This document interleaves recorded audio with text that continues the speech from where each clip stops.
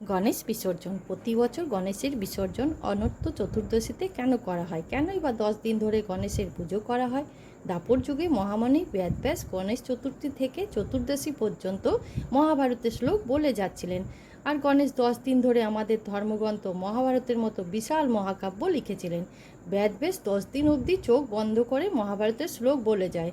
10 দিন পর মহাভারত শ্লোক বলা শেষ হয়ে যায়, তখন চোখ খুলে দেখতে পায় 10 দিন অবধি অনবরত লেখার কারণে মহাজ্ঞানী গণেশের শরীরের তাপমাত্রা অনেক বেড়ে যায়।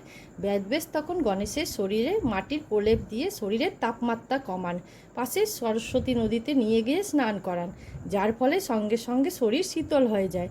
সেই দিন অনন্ত চতুর্দশীর দিন ছিল, সেই জন্য অনন্ত চতুর্দশীতে গণেশের মূর্তির বিসর্জন নদীতে বা যে কোনো জলাশয়ে করা হয়।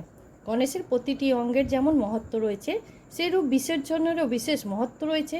গণেশের বিসর্জন আমাদের শিক্ষা দেয় মনের ময়লা ধুয়ে ফেলার এবং আরাধনা ও ভক্তিতে এমনভাবে মগ্ন থাকা ও মনকে সংযত রাখা যাতে তিনি মনোকামনা শুনে নেয়।